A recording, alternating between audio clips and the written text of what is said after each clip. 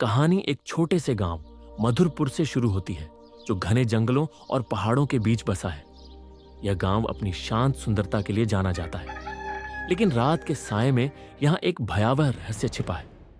गांव के पास एक प्राचीन मंदिर है, जो अब खंडहर में बदल चुका है। गांव वाले इसे पिशाचिनी का मंदिर कहते हैं। किंवदंती है कि इस मंदिर में एक पिशाचिनी रहती है, जो अपनी अलौकिक सुंदरता से पुरुषों को लुभाती है, उनके साथ शारीरिक सुख लेती है और फिर उनकी जान ले लेती है जो उसकी बात नहीं मानते। उन्हें वह जबरदस्ती उठाकर जंगल के सबसे ऊंचे पेड़ से लटकाकर मार डालती है। हमारी कहानी का नायक है राघव, एक 30 साल का नौजवान जो एक ट्रैवल ब्लॉगर है। वह रोमांच और रहस्य की तलाश में मधुरपुर आता है। राघव को डरावनी कहानियों का शौक है और जब उसे पिशाचिनी के बारे में पता चलता है, वह इसे एक मजेदार कहानी समझकर मंदिर की सैर करने का फैसला करता है। उसके साथ उसका दोस्त अखिल भी है, जो एक साहसी फोटोग्राफर है। दोनों को लगता है कि यह बस एक गांव की किंवदंती है, लेकिन उनकी यह धारणा जल्द ही बदलने वाली थी। राघव और अखिल एक ठंडी अक्टूबर की शाम को मधुरपुर पहुंचते हैं। गांव की हवा में एक अजीब सी ठंडक और रहस्य का मिश्रण है। गांव वाले उन्हें देखकर चुपके चुपके बातें करने लगते हैं। वे एक छोटे से गेस्ट हाउस में ठहरते हैं, जहां की मालकिन राधाबाई उन्हें मंदिर के बारे में चेतावनी देती है। बेटा, उस मंदिर में मत जाना, राधाबाई ने गंभीर स्वर में कहा। वहां एक पिशाचिनी रहती है। उसकी सुंदरता ऐसी है कि कोई पुरुष उससे बच नहीं पाता। जो जाता है वह लौटता नहीं। राघव हंस पड़ा। राधा आंटी, ये सब कहानियां हैं। मैंने ऐसी सैकड़ों कहानियां सुनी हैं। मुझे कुछ नया चाहिए मेरे ब्लॉग के लिए। राधाबाई ने निराश होकर सिर हिलाया और उन्हें रात को मंदिर न जाने की सलाह दी। लेकिन राघव और अखिल का उत्साह कम नहीं हुआ। रात के खाने के बाद वे अपनी टॉर्च, कैमरा और कुछ जरूरी सामान लेकर मंदिर की ओर चल पड़े।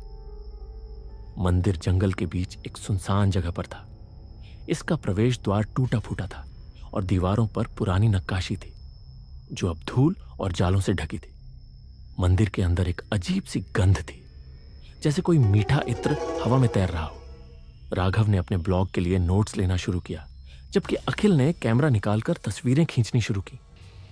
तभी उन्हें एक हल्की सी सिसकारी की आवाज सुनाई दी। दोनों रुक गए। आवाज मंदिर के गर्भगृह से आ रही थी। राघव ने टॉर्च की रोशनी उस ओर की और वहां एक पुराना मूर्ति दिखा, जिसके सामने एक लाल रंग की साड़ी लटकी थी। साड़ी हल्के हल्के हवा में हिल रही थी, लेकिन वहां कोई खिड़की खुली नहीं थी। ये क्या भला है? अखिल ने फुसफुसाते हुए पूछा। राघव ने हिम्मत जुटाई और गर्भगृह की ओर बढ़ा।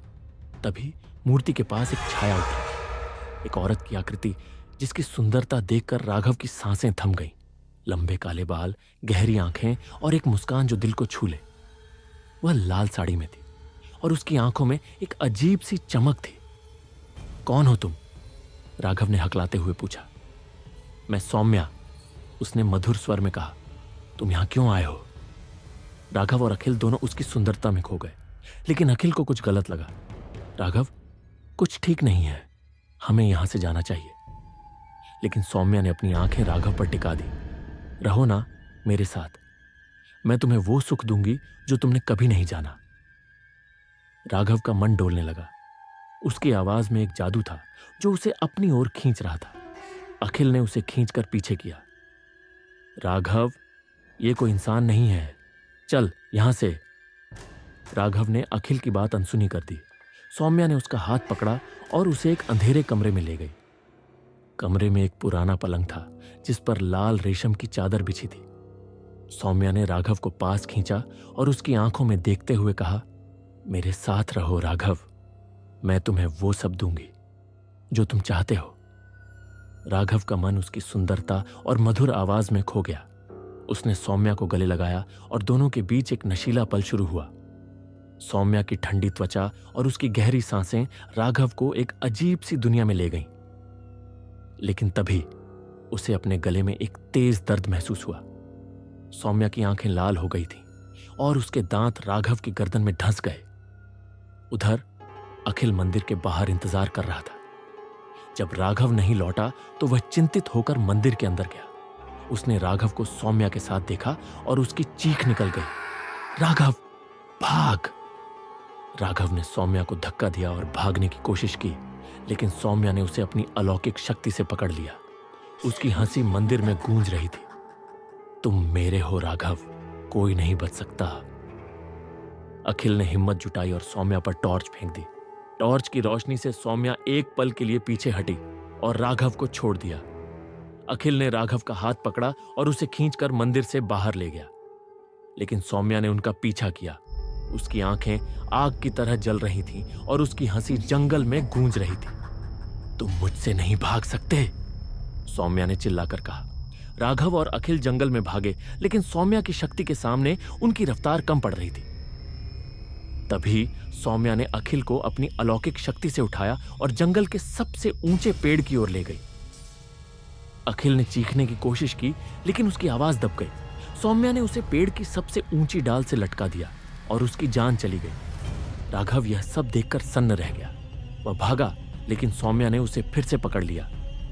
अब तुम मेरे हो, उसने कहा। राघव ने हिम्मत नहीं हारी। उसने सौम्या से पूछा, तुम ऐसा क्यों करती हो?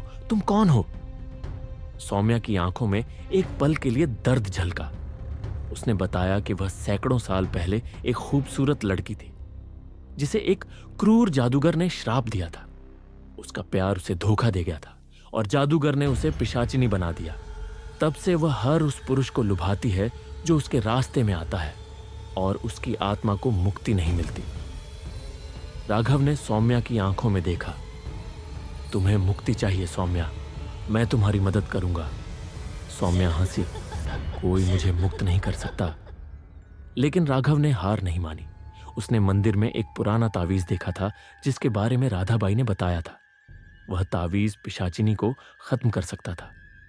राघव ने सौम्या का ध्यान भटकाया और मंदिर की ओर भागा। उसने तावीज उठाया और सौम्या के सामने रख दिया। तावीज की रोशनी से सौम्या चीखने लगी और उसका शरीर धीरे धीरे गायब होने लगा।